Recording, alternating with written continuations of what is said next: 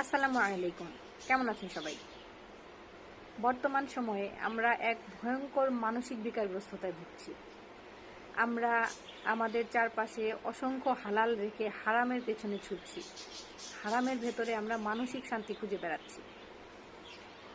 আমাদের দিনের অধিকাংশ সময় ব্যয় হয় সামাজিক যোগাযোগ মাধ্যমে, ফেসবুকে, মোবাইলে গেমস খেলে, কম্পিউটারে গেমস খেলে, মুভি দেখে, বন্ধুদের সাথে হ্যাং আউট করে, অথবা হারাম সম্পর্কে।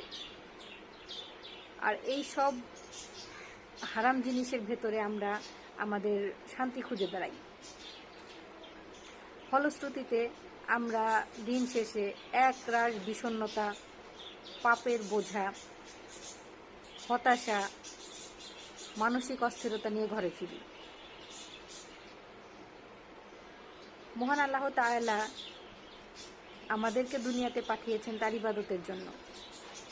তাই তিনি আমাদের মানসিক শান্তি সবই নিহিত করে রেখেছে আমাদের ধর্ম পালনের মাধ্যমে।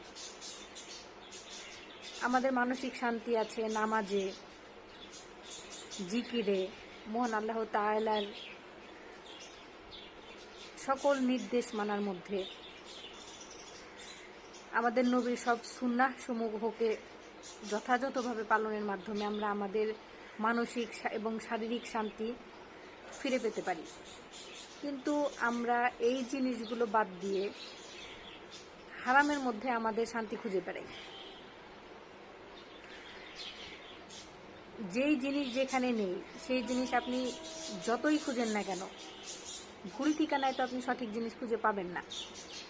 নিজের মানসিক শান্তি, শারীরিক শান্তি সবকিছু মহান আল্লাহ তাআলার বিধানের ভিতরে আছে।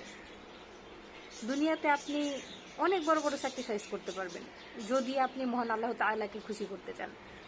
আপনি যে কোনো একটা জিনিস যেটা আপনার কাছে অনেক বড় মনে হচ্ছে যে এই স্যাক্রিফাইসটা আমি করতে পারবো না, অনেক কষ্ট হয়, কোনো কিছু জীবন থেকে চলে গেলে, স্যাক্রিফাইস করতে গেলে আমরা মেনে নিতে পারি না, কোনো ব্যর্থতা আমরা মেনে নিতে পারি না। কিন্তু আমরা যখন মনে করব যে এগুলো মহান আল্লাহ তাআলা আমাদের জন্য ঠিক করে রেখেছেন, এটা আমার জন্য ভালো না তাই আল্লাহ আমাকে দেয়নি, আর আমি এই জিনিসটা স্যাক্রিফাইস করছি মহান আল্লাহ তাআলার খুশির জন্য, তখন দেখবেন অনেক বড় বড় জিনিস আপনি ইজিলি স্যাক্রিফাইস করতে পারবেন।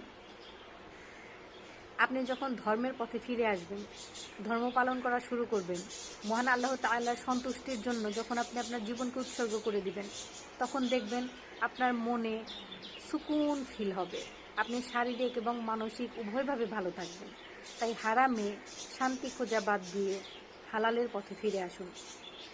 আপনার ইহকাল এবং পরকাল দুটোকেই আপনি শান্তিতে পার করতে পারবেন ইনশাআল্লাহ।